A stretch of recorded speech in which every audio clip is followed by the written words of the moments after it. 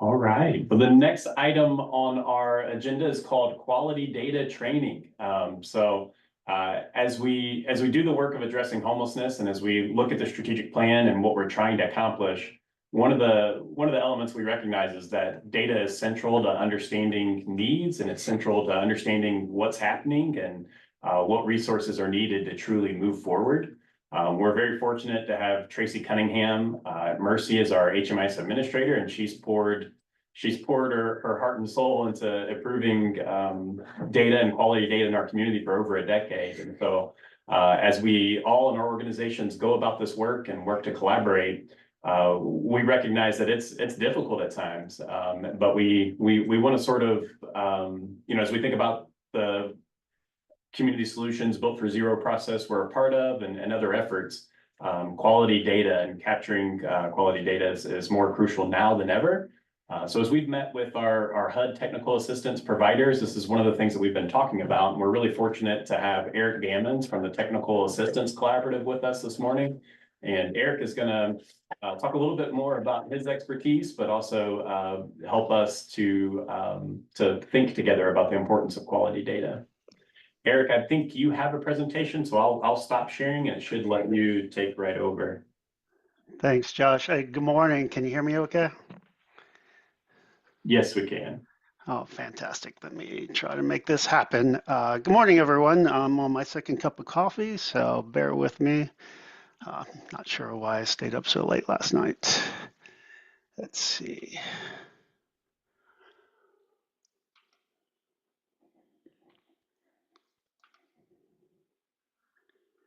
Is that something you can see?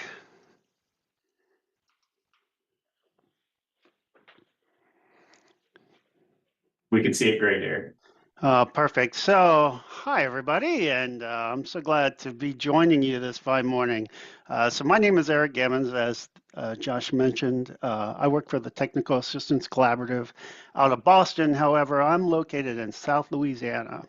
I am their HMIS, or Data Subject Matter Expert, and just a brief history. I've been a case manager in the past. I've operated programs like transitional housing, emergency shelter, permanent supportive housing, rapid housing, homeless prevention, soup kitchens or diners, you name it. I was part of it or worked in it. I was also the COC chair for about 13 years down in my community, and also the HMIS lead for about 10 years. Last 5 years, I've been the technical assistance SME for TAC, as I mentioned, and I'm also on the national data team for HUD, and currently working on the data quality standards for HUD moving forward. So they have a strategy for data quality, and we've been working on that the last 3 months or so. So today I was asked to come by Masita, your TA point of contact, and by the COC to just talk about the importance of data quality in your system. So Josh, I just wanted to ask, what's my time window again? Is it, is it 20 minutes? Did he leave me already? All right, I'm going to assume that I have 20 to 30 minutes. Eric. Josh stepped out for a second. I think 20 minutes, but when he comes back, Okay. I'll clarify. All right, I appreciate it. I'll get moving then. So just a quick agenda review. Again, just did the introductions, talk about why data matters, do a brief overview of data quality. I'm going to give you a couple of examples of why data is so important, especially when it comes to reporting and performance. And then I'll leave a little bit of time for questions, of course. So why does data matter? Of course, it tells your story, right? It tells the story of the community. It tells the story of homeless folks in your community and how they're making it into housing, like what pathways they're taking, how long it's taking, who they're engaging with, the resources you're providing to them, the services you're providing to them. So really, it doesn't tell the whole story, but it does tell a story that is combined with other stories about these folks that are living outside in your community or around your community.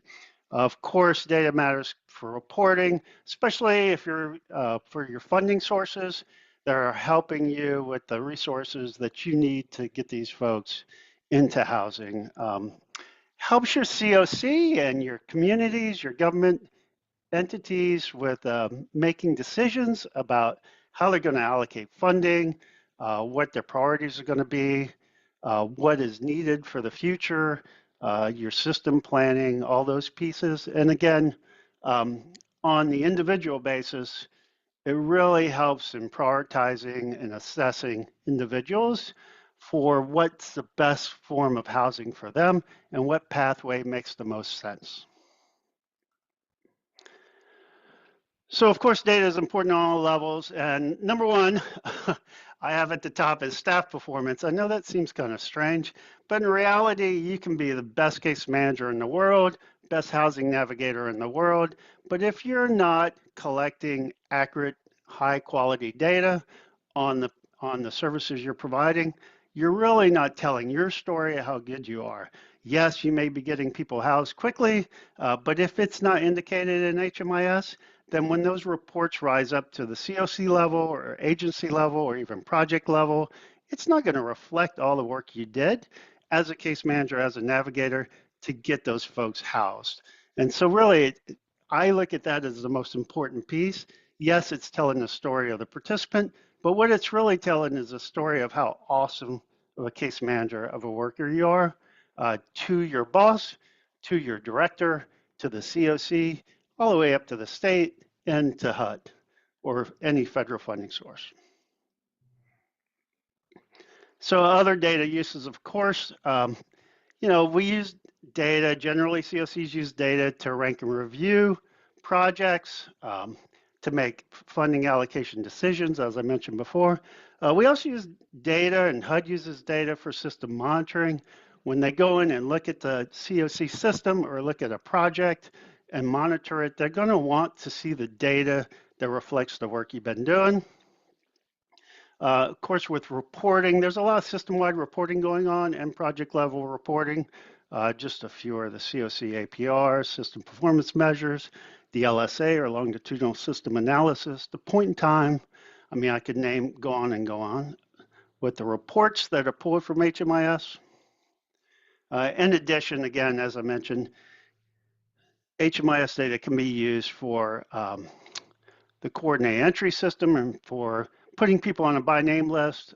It's not ideal for establishing acuity or establishing vulnerability, but certainly it can play a role in it. So who's responsible for collecting data and making sure data quality is at a high level? Well, it's basically everybody. Now, people experiencing homelessness, they're not responsible, right? So they're the folks being reported on, but they certainly play a role in it. Of course, the folks entering data into the system play a major role in data quality, but also HMIS lead staff, as mentioned before, constantly reviewing data, making sure it accurately reflects what's going on in your community. And then the continuum of care leadership. The COC is ultimately responsible for what happens in the HMIS system. So they should be looking at data quality on an ongoing basis too, and making sure it reflects what's happening in the community and the COC. So let's look at data quality. So basically, data quality refers to the reliability and comprehensiveness of the data that's being entered into HMIS. If you have sufficient data in your system and it's accurate, timely, complete, it's going to tell a story of both the folks you're serving and the services you're providing. So what is data quality? How did we define it? Well, generally, HUD breaks it down into 4 areas: timeliness, completeness, accuracy, and consistency. So we're going to focus today on timeliness, completeness, and accuracy. Consistency is important, but generally it's an HMIS lead responsibility, making sure folks are doing things the same way across the COC, and not necessarily at a program or even a case manager level. You're trained to be consistent. So if the training's consistent, you'll be consistent. So we'll look at the other 3 in a little more detail. The first one on the board is timeliness. So what is timeliness? Well, HUD's definition is the degree which the data is collected and available when it is needed. So that's real specific, but what it actually is how long between the time you engage with a participant and collect information about them, how long between that point and when you enter the data into the system. Now that seems pretty obscure. Why is that important, right?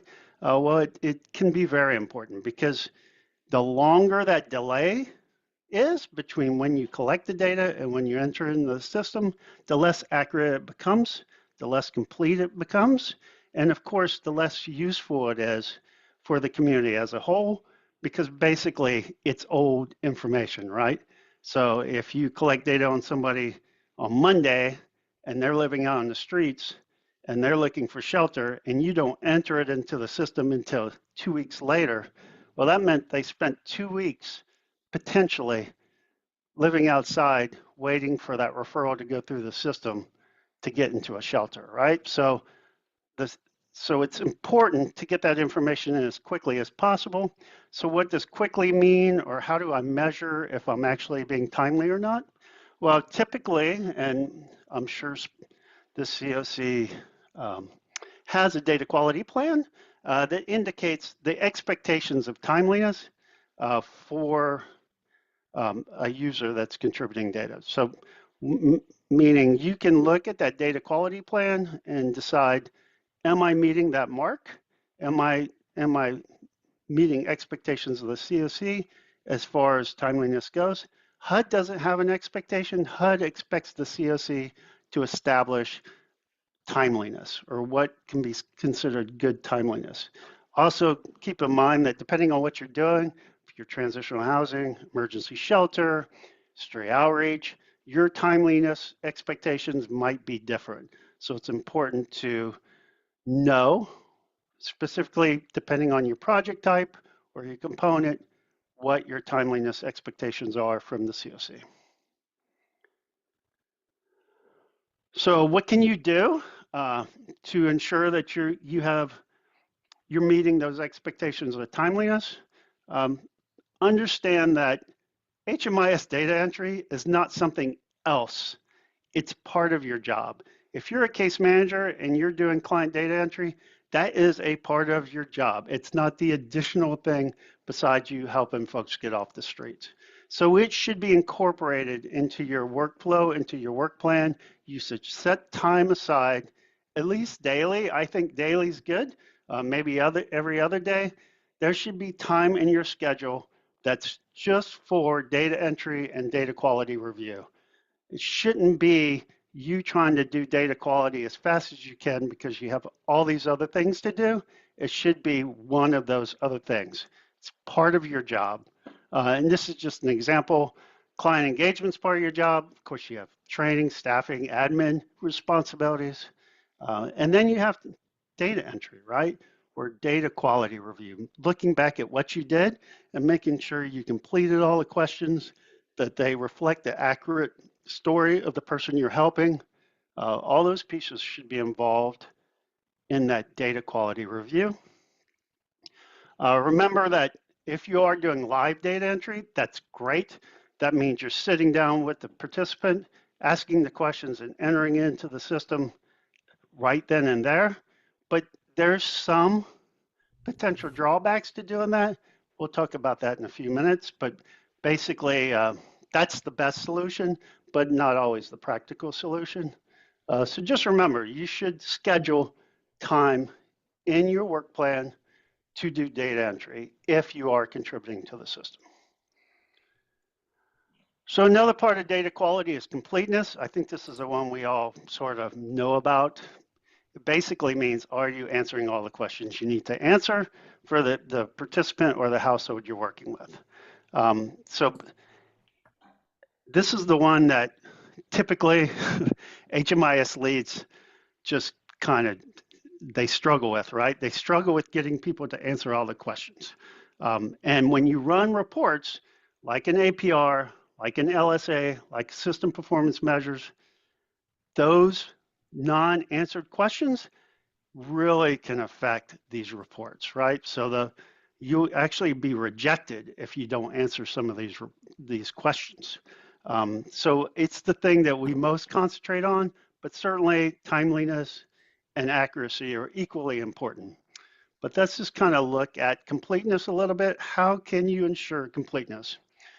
Well, the best way is engagement techniques, because oftentimes what happens, as you probably know, is you'll engage with a participant, you'll ask questions, and they will not know the answer to the question, right? They'll struggle with the answer, and so you just skip that question, which is great, but you have to remember to go back to the question. Also, don't assume that any of the answers are going to be what you expect, right? So it's the participant that's self-reporting. So don't guess. Help the participant guess if they don't know the answer. You can rephrase the question. You can help the participant estimate. What I mean by that is often we struggle with, like, well, what's the date? How long have you been homeless, right? That's a tough question for somebody that's not a good historian of their life. And so you really work with them on estimating when that date is, or even their birthday. They may not know their birthday. So you work with them on estimating what that birth date is, but you just don't leave it blank, right? If they say, I don't know, that shouldn't be a good answer for you. You should dig deeper, try to help them answer the question. If it's a date question, use seasons, use events, 4th of July, Christmas, Easter. Was it around any of those times? Was it cold? Was it hot? You just try to help them answer their questions, but you don't want to leave it blank. And unless you have to, you really don't want to answer a client doesn't know, right? You're helping them. A don't know answer is not an answer, basically. Doesn't help reporting, doesn't tell the story of the person, doesn't tell the story of what you're doing. It's just like it's null. It's not a thing. So think about when you're to improve your completeness, think about your question workflow, right? So if you're engaging with somebody for the first time, man, you have all these questions you have to ask them. And they may not want to answer all the questions, right? It's like, I just met you. I don't want to tell you all this stuff. So the idea is, what do they want to talk about first? Get those answers, and then go back to the more personal stuff. If you start off right away saying, what's your social security number? That can be a little traumatic for somebody who's really just looking to get into a shelter, or maybe looking to get a sandwich. So why do you need my social security number for a sandwich and a bottle of water? So you may want to go to easier questions first, but always remember to back up into those more difficult questions once rapport has been established.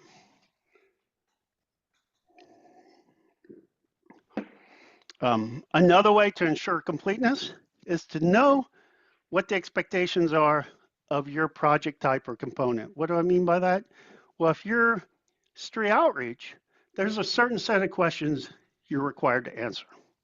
If you're an emergency shelter, there may be additional questions that you're required to answer. If you're a permanent supportive housing project, there's a ton of questions you have to ask, right? But you don't want to ask questions that you don't need to ask, depending on what activity or what project you're operating. So the more questions you have to ask, the more likely is you're not going to complete all the questions. The participant might get tired, they might get frustrated with all the questions. So really you want to minimize the question set that you're applying to whatever project you're operating. Your HMIS lead knows what that question set is. The actual software itself may have every question in it of all the HUD types, all the project types, but you only have to ask a certain number of those questions. So find out what they are and just ask those, like minimize the effect of asking questions on the folks you're serving. Also, remember that engagement's an important time to collect information on the folks you're serving, but HUD requires you to do some additional data collection.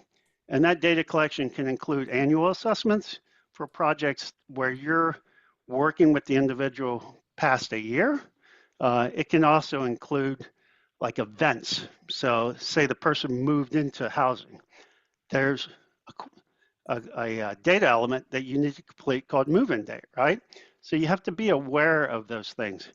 Did their income change? Did it go up? Did it go down? That's something that you need to indicate in the system and when it happened. Also, household changes. Did a kid rejoin the household that wasn't part of the household originally? Just be aware of those events, indicate them in the HMIS system, and just also one of the most important things, especially when it comes to performance, when that household leaves the project, that destination, right? That where did they end up when they left my project is so important. So HUD loves looking at a couple things: where folks came from, how long were they homeless in the system, and where did they end up when they left your COC system of care. That destination should be like a big focal point on, I need to know exactly where that person went and indicate it in my exit. A lot of times it's just easy to go, I don't know what happened to them. Well, guess what? That's reflective on your work. You may have spent hours and hours and hours trying to get this person housed, but then they disappeared, and it looks like you really were not effective in working with the individual. But if you can dig, find out, talk to other folks, look in HMIS, if it's a shared system, if that person ended up in housing, you need to reflect that on your exit, on your destination, because it's important for not only you as a case manager, as a director, as a supervisor, as a COC lead, and even all the way up to HUD and the federal funding sources.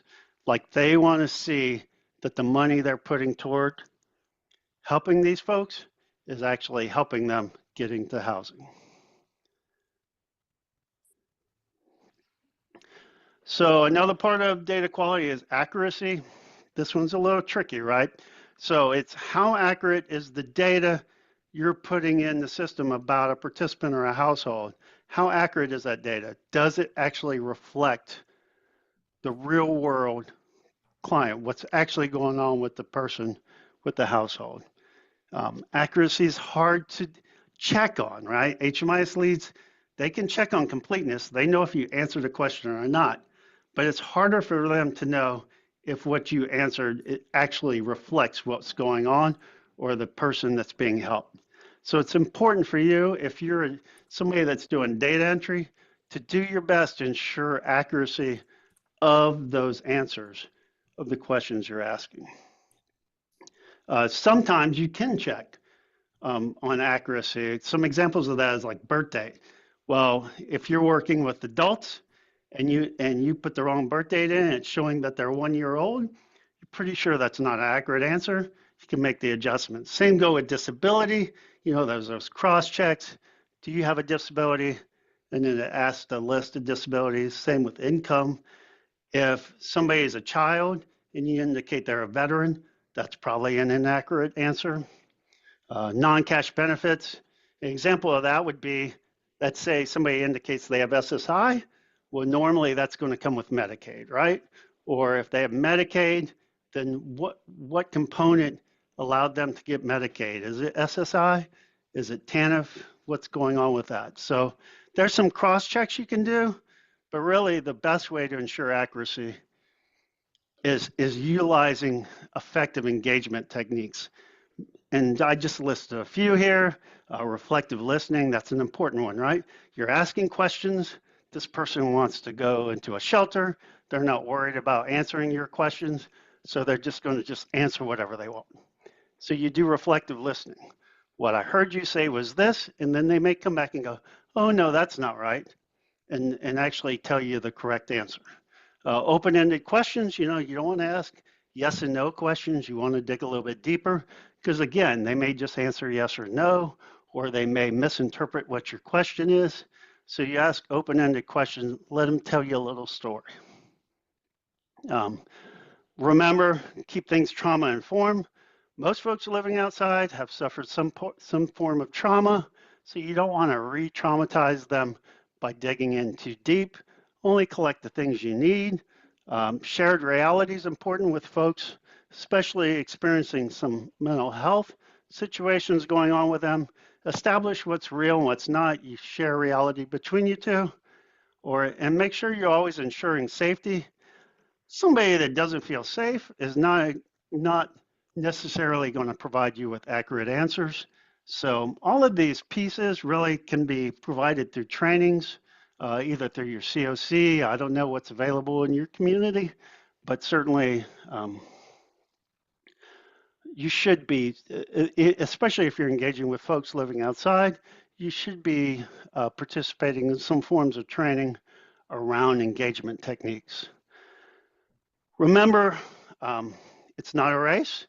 I know you have a lot of things to do when you're collecting data and interviewing folks, but plan enough time, right?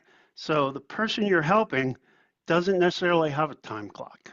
They have a day clock. Like what's going on today is really all that matters to them. So they're not on a schedule, you're on the schedule. So make sure your schedule meets the needs of the interview, meets the needs of how many questions you need to ask. The more you rush, the more inaccurate it's going to be. You're just going to blow through, make assumptions about answers. So plan plenty of time, and that way it gives you time to go back and reflect on those answers. It's like, hey, I heard you say this. Is that what you meant to say? If conducting live data entry, again, review those answers with the participant. You can ask all the questions and then go back and say, okay, this is what you told me. This is what I heard. And make sure that you're, Okay, sorry. oh, am I running out of time? Nope, you were doing great, Eric. Everybody, Okay. please do mute yourself. Thank you. Okay. And then, of course, always consider participant of the household's specific needs, gender, race, age when engaging them. They may feel more comfortable with somebody else, or they may feel more comfortable with a different way to ask the question. The questions, I've always said this, can be arranged any way you want or be asked any way you want. You're not set on how you ask the question. You're set on the answers, right? You can only pick a certain list of answers that HUD provides. They call them responses.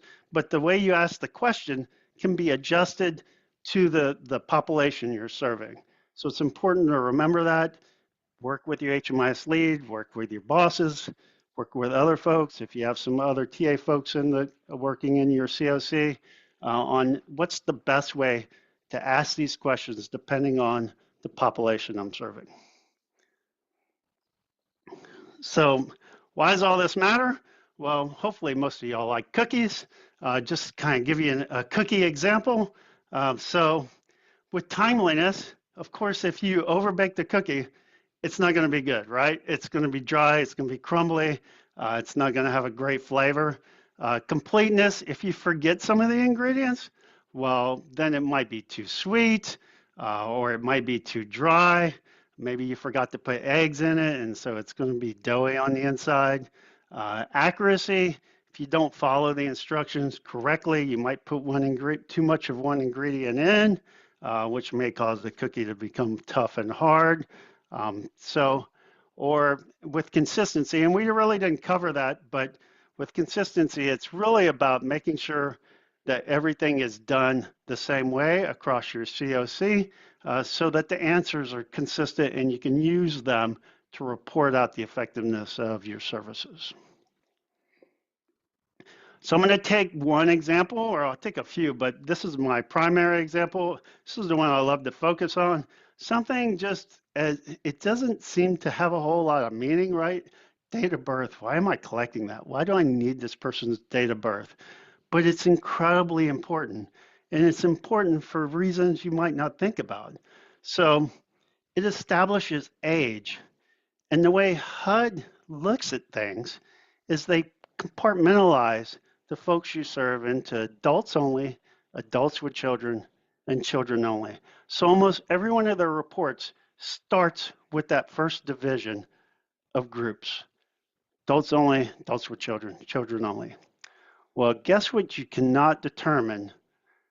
Guess which data element you need to determine those breakdowns. You need age. You need to know if they're a child or not. Are they a child? Are they an adult?